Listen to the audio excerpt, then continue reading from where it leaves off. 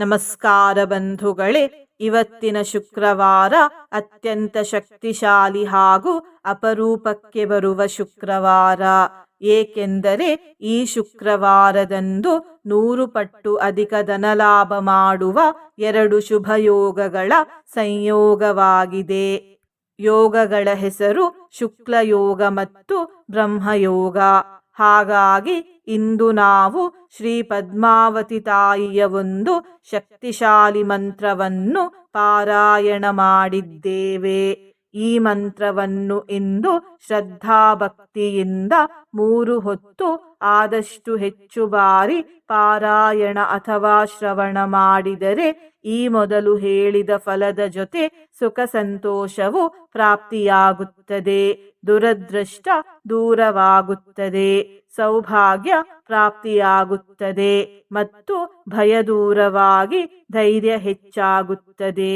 ಇಂದಿನ ಮನೆ ಮದ್ದು ಹೀಗಿದೆ. ಮಕ್ಕಳಲ್ಲಿ ರೋಗ ನಿರೋಧಕ ಶಕ್ತಿಯನ್ನು ಹೆಚ್ಚಿಸಲು ಈ ಕಷಾಯವನ್ನು ಕುಡಿಸಿ. 2 ಲೋಟ ನೀರಿಗೆ 1 ಹಿಡಿ ನುಗ್ಗೆ ಸೊಪ್ಪು ಮತ್ತು 1/4 ಚಮಚ ಜೀರಿಗೆಯನ್ನು ಹಾಕಿ ಚೆನ್ನಾಗಿ ಬಿಸಿ ಮಾಡಿ ನೀರನ್ನು 1 ಲೋಟಕ್ಕೆ ಇಳಿಸಿ. ನಂತರ ಈ ಕಷಾಯವನ್ನು ಶೋಧಿಸಿಕೊಳ್ಳಿ. ಕಷಾಯ ಸ್ವಲ್ಪ ತಣ್ಣಗಾದ ನಂತರ ಇದರಲ್ಲಿ ಕಲ್ಲು ಸಕ್ಕರೆಯನ್ನು ಹಾಕಿ ಚೆನ್ನಾಗಿ ಬೆರೆಸಿ ಮಕ್ಕಳಿಗೆ ಕುಡಿಸಿ. ಬಂಧುಗಳೇ, ನೀವು ಚಾನಲಿಗೆ ಹೊಸದಾಗಿ ಬಂದಿದ್ದರೆ ಚಾನಲನ್ನು ಸಬ್ಸ್ಕ್ರೈಬ್ ಮಾಡಿ, ಹತ್ತಿರ ಇರುವ ಬೆಲ್ ಬಟನ್ ಪ್ರೆಸ್ ಮಾಡಿ, ಆಲ್ ಅನ್ನುವ ಆಪ್ಷನ್ ಅನ್ನು ಸಿಲೆಕ್ಟ್ ಮಾಡಿ. ನೀವು ಸಬ್ಸ್ಕ್ರೈಬ್ ಮಾಡಿದರೆ ನಮಗೂ ಇನ್ನೂ ಹೆಚ್ಚು ವಿಡಿಯೋ ಮಾಡಲು ಸ್ಫೂರ್ತಿ ಸಿಗುತ್ತದೆ ಮತ್ತು ನಿಮಗೂ ನಮ್ಮ ಹೊಸ ವಿಡಿಯೋ ಅಪ್ಲೋಡ್ ಆದ ತಕ್ಷಣವೇ ಸಿಗುತ್ತದೆ. ಮಂತ್ರಶ್ರವಣ ಮಾಡುವಾಗ ಕಾಪಾಡಿ ಪದ್ಮಾವತಿ ತಾಯಿ ಎಂದು ಕಮೆಂಟ್ ಮಾಡಿ ಬಂಧುಗಳೇ. ಮಂತ್ರಪಾರಾಯಣವನ್ನು ಶುರು ಮಾಡೋಣ. ಪದ್ಮಪತ್ರ ವಿಶಾಲಾಕ್ಷಿ ಪದ್ಮಾವತಿ ನಮೋಸ್ತುತೆ. ವೆಂಕಟೇಶ ಪ್ರಿಯೇ ಪೂಜ್ಯೆ ಕ್ಷೀರಾಬ್ಧಿತನಯೇ ಶುಭೆ. ಪದ್ಮಪತ್ರ ವಿಶಾಲಾಕ್ಷಿ ಪದ್ಮಾವತಿ ನಮೋಸ್ತುತೆ. ವೆಂಕಟೇಶ ಪ್ರಿಯೇ ಪೂಜ್ಯೆ ಕ್ಷೀರಾಬ್ಧಿತನಯೇ ಶುಭೆ. ಪದ್ಮಪತ್ರ ವಿಶಾಲಾಕ್ಷಿ ಪದ್ಮಾವತಿ ನಮೋಸ್ತುತೆ. ವೆಂಕಟೇಶ ಪ್ರಿಯೇ ಪೂಜ್ಯೆ ಕ್ಷೀರಾಬ್ಧಿತನಯೇ ಶುಭೆ. ಪದ್ಮಪತ್ರ ವಿಶಾಲಾಕ್ಷಿ ಪದ್ಮಾವತಿ ನಮೋಸ್ತುತೆ. ವೆಂಕಟೇಶ ಪ್ರಿಯೇ ಪೂಜ್ಯೆ ಕ್ಷೀರಾಬ್ಧಿತನಯೇ ಶುಭೆ. ಪದ್ಮಪತ್ರ ವಿಶಾಲಾಕ್ಷಿ ಪದ್ಮಾವತಿ ನಮೋಸ್ತುತೆ. ವೆಂಕಟೇಶ ಪ್ರಿಯೇ ಪೂಜ್ಯೆ ಕ್ಷೀರಾಬ್ಧಿತನಯೇ ಶುಭೆ. ಪದ್ಮಪತ್ರ ವಿಶಾಲಾಕ್ಷಿ ಪದ್ಮಾವತಿ ನಮೋಸ್ತುತೆ. ವೆಂಕಟೇಶ ಪ್ರಿಯೇ ಪೂಜ್ಯೆ ಕ್ಷೀರಾಬ್ಧಿತನಯೇ ಶುಭೆ. ಪದ್ಮಪತ್ರ ವಿಶಾಲಾಕ್ಷಿ ಪದ್ಮಾವತಿ ನಮೋಸ್ತುತೆ.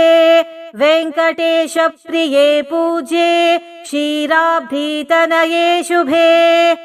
ಪದ್ಮಪತ್ರ ವಿಶಾಲಾಕ್ಷಿ ಪದ್ಮಾವತಿ ನಮೋಸ್ತುತೆ. ವೆಂಕಟೇಶ ಪ್ರಿಯೇ ಪೂಜ್ಯೆ ಕ್ಷೀರಾಬ್ಧಿತನಯೇ ಶುಭೆ. ಪದ್ಮಪತ್ರ ವಿಶಾಲಾಕ್ಷಿ ಪದ್ಮಾವತಿ ನಮೋಸ್ತುತೆ. ವೆಂಕಟೇಶ ಪ್ರಿಯೇ ಪೂಜ್ಯೆ ಕ್ಷೀರಾಬ್ಧಿತನಯೇ ಶುಭೆ. ಪದ್ಮಪತ್ರ ವಿಶಾಲಾಕ್ಷಿ ಪದ್ಮಾವತಿ ನಮೋಸ್ತುತೆ. ವೆಂಕಟೇಶ ಪ್ರಿಯೇ ಪೂಜ್ಯೆ ಕ್ಷೀರಾಬ್ಧಿತನಯೇ ಶುಭೆ. ಪದ್ಮಪತ್ರ ವಿಶಾಲಾಕ್ಷಿ ಪದ್ಮಾವತಿ ನಮೋಸ್ತುತೆ. ವೆಂಕಟೇಶ ಪ್ರಿಯೇ ಪೂಜ್ಯೆ ಕ್ಷೀರಾಬ್ಧಿತನಯೇ ಶುಭೆ. ಪದ್ಮಪತ್ರ ವಿಶಾಲಾಕ್ಷಿ ಪದ್ಮಾವತಿ ನಮೋಸ್ತುತೆ. ವೆಂಕಟೇಶ ಪ್ರಿಯೇ ಪೂಜ್ಯೆ ಕ್ಷೀರಾಬ್ಧಿತನಯೇ ಶುಭೆ. पद्मपत्रविशालाक्षी पद्मावति नमोऽस्तु ते वेङ्कटेशप्रिये पूज्ये क्षीराब्धितनये शुभे पद्मपत्रविशालाक्षी पद्मावति नमोऽस्तु ते वेङ्कटेशप्रिये पूज्ये क्षीराब्धितनये शुभे पद्मपत्रविशालाक्षी पद्मावति नमोऽस्तु ते वेङ्कटेशप्रिये पूज्ये क्षीराब्धितनये शुभे पद्मपत्रविशालाक्षी पद्मावति नमोऽस्तु ते वेङ्कटेशप्रिये पूज्ये क्षीराब्धितनये शुभे पद्मपत्रविशालाक्षी पद्मावति नमोऽस्तु ते वेङ्कटेशप्रिये पूज्ये क्षीराब्धितनये शुभे पद्मपत्रविशालाक्षी पद्मावति नमोऽस्तु ते वेङ्कटेशप्रिये पूज्ये क्षीराब्धितनये शुभे पद्मपत्रविशालाक्षी पद्मावति नमोऽस्तु ते वेङ्कटेशप्रिये पूज्ये क्षीराब्धितनये शुभे पद्मपत्रविशालाक्षी पद्मावति नमोऽस्तु ते वेङ्कटेशप्रिये पूज्ये क्षीराब्धितनये शुभे पद्मपत्रविशालाक्षी पद्मावति नमोऽस्तु ते वेङ्कटेशप्रिये पूज्ये क्षीराब्धितनये शुभे पद्मपत्रविशालाक्षी पद्मावति नमोऽस्तु ते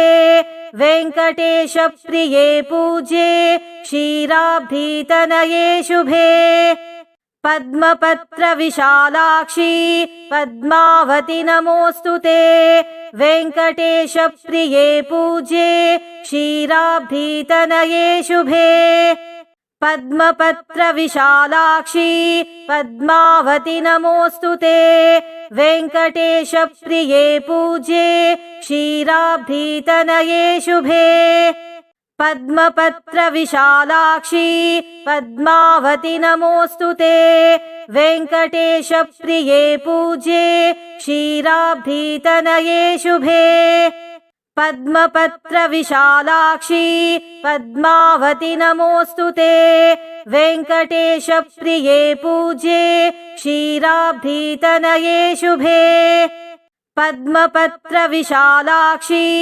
पद्मावति नमोऽस्तु ते वेङ्कटेशप्रिये पूज्ये क्षीराब्धितनये शुभे पद्मपत्रविशालाक्षी पद्मावति नमोऽस्तु ते वेङ्कटेशप्रिये पूज्ये क्षीराब्धितनये शुभे पद्मपत्रविशालाक्षी पद्मावति नमोऽस्तु ते वेङ्कटेशप्रिये पूज्ये क्षीराब्धितनये शुभे पद्मपत्रविशालाक्षी पद्मावति नमोऽस्तु ते वेङ्कटेशप्रिये पूज्ये क्षीराब्धितनये शुभे पद्मपत्रविशालाक्षी पद्मावति नमोऽस्तु ते वेङ्कटेशप्रिये पूज्ये क्षीराब्धितनये शुभे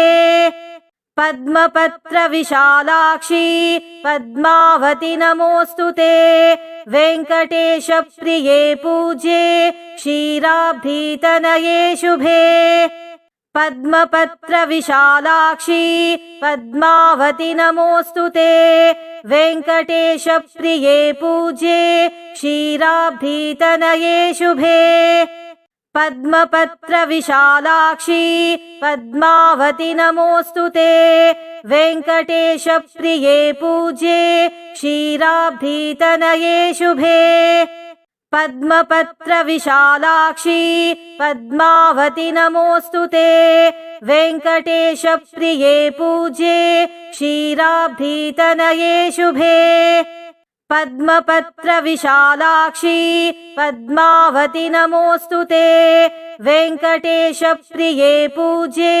क्षीराब्धितनये शुभे पद्मपत्रविशालाक्षी पद्मावति नमोऽस्तुते वेङ्कटेशप्रिये पूज्ये क्षीराब्धितनये शुभे पद्मपत्रविशालाक्षी पद्मावति नमोऽस्तुते वेङ्कटेशप्रिये पूज्ये क्षीराब्धितनये शुभे पद्मपत्रविशालाक्षी पद्मावति नमोऽस्तुते वेङ्कटेशप्रिये पूज्ये क्षीराब्धितनये शुभे पद्मपत्रविशालाक्षी पद्मावति नमोऽस्तुते वेङ्कटेशप्रिये पूज्ये क्षीराब्धितनये शुभे पद्मपत्रविशालाक्षी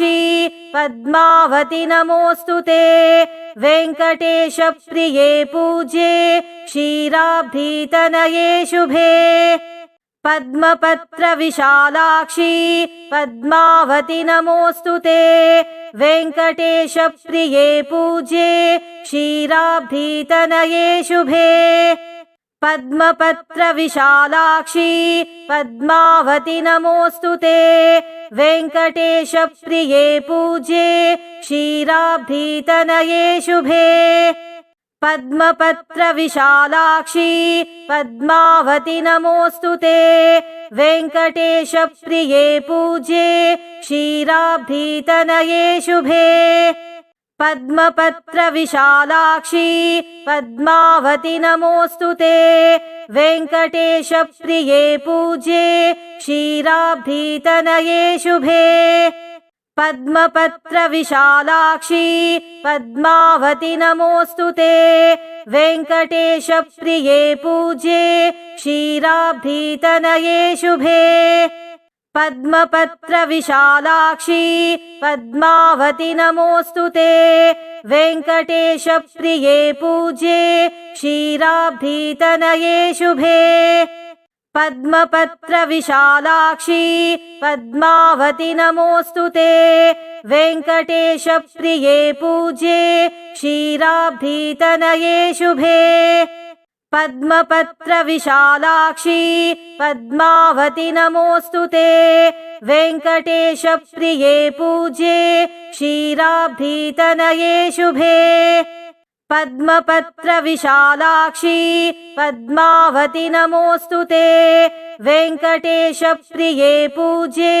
क्षीराब्धितनये शुभे पद्मपत्रविशालाक्षी पद्मावति नमोऽस्तुते वेङ्कटेशप्रिये पूज्ये क्षीराब्धितनये शुभे पद्मपत्रविशालाक्षी पद्मावति नमोऽस्तुते वेङ्कटेशप्रिये पूज्ये क्षीराब्धितनये शुभे पद्मपत्रविशालाक्षी पद्मावति नमोऽस्तुते वेङ्कटेशप्रिये पूज्ये क्षीराब्धितनये शुभे पद्मपत्रविशालाक्षी पद्मावति नमोऽस्तुते वेङ्कटेशप्रिये पूज्ये क्षीराब्धितनये शुभे पद्मपत्रविशालाक्षी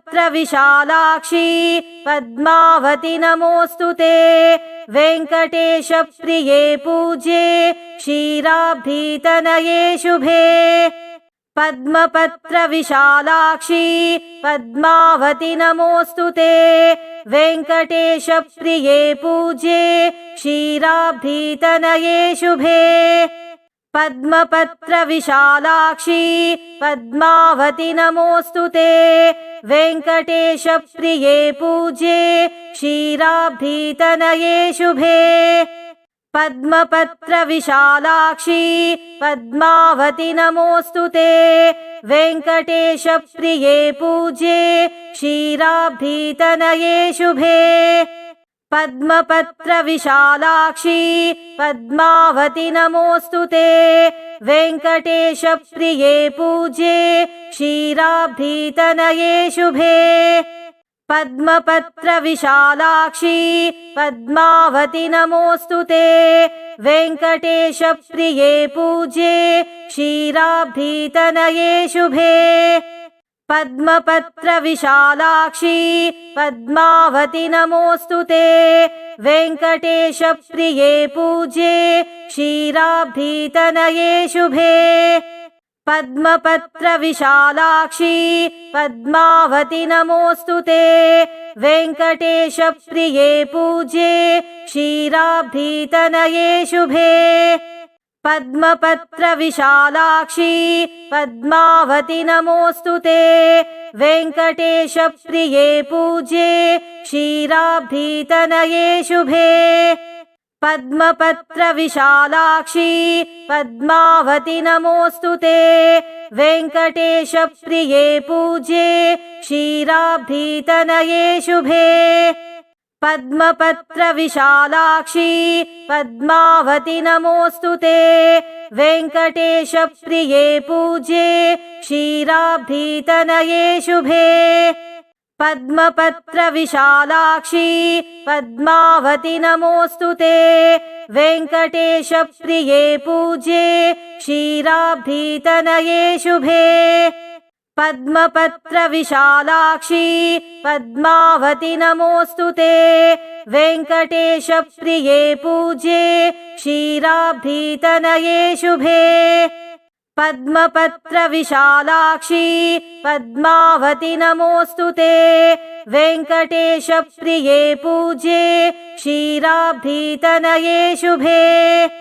पद्मपत्रविशालाक्षी पद्मावति नमोऽस्तु ते। वेङ्कटेशप्रिये पूज्ये क्षीराब्धितनये शुभे। पद्मपत्रविशालाक्षी पद्मावति नमोऽस्तु ते। वेङ्कटेशप्रिये पूज्ये क्षीराब्धितनये शुभे। पद्मपत्रविशालाक्षी पद्मावति नमोऽस्तु ते। वेङ्कटेशप्रिये पूज्ये क्षीराब्धितनये शुभे। पद्मपत्रविशालाक्षी पद्मावति नमोऽस्तु ते। वेङ्कटेशप्रिये पूज्ये क्षीराब्धितनये शुभे। पद्मपत्रविशालाक्षी पद्मावति नमोऽस्तु ते। वेङ्कटेशप्रिये पूज्ये क्षीराब्धितनये शुभे। पद्मपत्रविशालाक्षी पद्मावति नमोऽस्तु ते। वेङ्कटेशप्रिये पूज्ये क्षीराब्धितनये शुभे। पद्मपत्रविशालाक्षी पद्मावति नमोऽस्तु ते। वेङ्कटेशप्रिये पूज्ये क्षीराब्धितनये शुभे। पद्मपत्रविशालाक्षी पद्मावति नमोऽस्तु ते। वेङ्कटेशप्रिये पूज्ये क्षीराब्धितनये शुभे। पद्मपत्रविशालाक्षी पद्मावति नमोऽस्तु ते। वेङ्कटेशप्रिये पूज्ये क्षीराब्धितनये शुभे। पद्मपत्रविशालाक्षी पद्मावति नमोऽस्तु ते। वेङ्कटेशप्रिये पूज्ये क्षीराब्धितनये शुभे।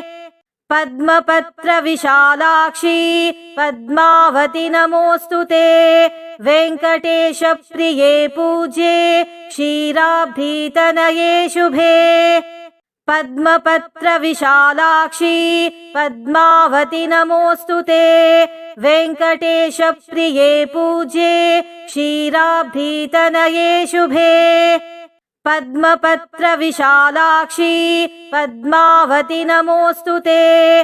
वेङ्कटेशप्रिये पूज्ये क्षीराब्धितनये शुभे। पद्मपत्रविशालाक्षी पद्मावति नमोऽस्तु ते। वेङ्कटेशप्रिये पूज्ये क्षीराब्धितनये शुभे। पद्मपत्रविशालाक्षी पद्मावति नमोऽस्तु ते। वेङ्कटेशप्रिये पूज्ये क्षीराब्धितनये शुभे। पद्मपत्रविशालाक्षी पद्मावति नमोऽस्तु ते। वेङ्कटेशप्रिये पूज्ये क्षीराब्धितनये शुभे। पद्मपत्रविशालाक्षी पद्मावति नमोऽस्तु ते। वेङ्कटेशप्रिये पूज्ये क्षीराब्धितनये शुभे। पद्मपत्रविशालाक्षी पद्मावति नमोऽस्तु ते। वेङ्कटेशप्रिये पूज्ये क्षीराब्धितनये शुभे। पद्मपत्रविशालाक्षी पद्मावति नमोऽस्तु ते। वेङ्कटेशप्रिये पूज्ये क्षीराब्धितनये शुभे। पद्मपत्रविशालाक्षी पद्मावति नमोऽस्तु ते। वेङ्कटेशप्रिये पूज्ये क्षीराब्धितनये शुभे। पद्मपत्रविशालाक्षी पद्मावति नमोऽस्तु ते। वेङ्कटेशप्रिये पूज्ये क्षीराब्धितनये शुभे। पद्मपत्रविशालाक्षी पद्मावति नमोऽस्तु ते। वेङ्कटेशप्रिये पूज्ये क्षीराब्धितनये शुभे। पद्मपत्रविशालाक्षी पद्मावति नमोऽस्तु ते। वेङ्कटेशप्रिये पूज्ये क्षीराब्धितनये शुभे। पद्मपत्रविशालाक्षी पद्मावति नमोऽस्तु ते। वेङ्कटेशप्रिये पूज्ये क्षीराब्धितनये शुभे। पद्मपत्रविशालाक्षी पद्मावति नमोऽस्तु ते। वेङ्कटेशप्रिये पूज्ये क्षीराब्धितनये शुभे। पद्मपत्रविशालाक्षी पद्मावति नमोऽस्तु ते। वेङ्कटेशप्रिये पूज्ये क्षीराब्धितनये शुभे। पद्मपत्रविशालाक्षी पद्मावति नमोऽस्तु ते। वेङ्कटेशप्रिये पूज्ये क्षीराब्धितनये शुभे। पद्मपत्रविशालाक्षी पद्मावति नमोऽस्तु ते। वेङ्कटेशप्रिये पूज्ये क्षीराब्धितनये शुभे। पद्मपत्रविशालाक्षी पद्मावति नमोऽस्तु ते। वेङ्कटेशप्रिये पूज्ये क्षीराब्धितनये शुभे। पद्मपत्रविशालाक्षी पद्मावति नमोऽस्तु ते। वेङ्कटेशप्रिये पूज्ये क्षीराब्धितनये शुभे। पद्मपत्रविशालाक्षी पद्मावति नमोऽस्तु ते। वेङ्कटेशप्रिये पूज्ये क्षीराब्धितनये शुभे। पद्मपत्रविशालाक्षी पद्मावति नमोऽस्तु ते। वेङ्कटेशप्रिये पूज्ये क्षीराब्धितनये शुभे। पद्मपत्रविशालाक्षी पद्मावति नमोऽस्तु ते। वेङ्कटेशप्रिये पूज्ये क्षीराब्धितनये शुभे। पद्मपत्रविशालाक्षी पद्मावति नमोऽस्तु ते। वेङ्कटेशप्रिये पूज्ये क्षीराब्धितनये शुभे। पद्मपत्रविशालाक्षी पद्मावति नमोऽस्तु ते। वेङ्कटेशप्रिये पूज्ये क्षीराब्धितनये शुभे। पद्मपत्रविशालाक्षी पद्मावति नमोऽस्तु ते। वेङ्कटेशप्रिये पूज्ये क्षीराब्धितनये शुभे। पद्मपत्रविशालाक्षी पद्मावति नमोऽस्तु ते। वेङ्कटेशप्रिये पूज्ये क्षीराब्धितनये शुभे। पद्मपत्रविशालाक्षी पद्मावति नमोऽस्तु ते। वेङ्कटेशप्रिये पूज्ये क्षीराब्धितनये शुभे। पद्मपत्रविशालाक्षी पद्मावति नमोऽस्तु ते। वेङ्कटेशप्रिये पूज्ये क्षीराब्धितनये शुभे। पद्मपत्रविशालाक्षी पद्मावति नमोऽस्तु ते। वेङ्कटेशप्रिये पूज्ये क्षीराब्धितनये शुभे।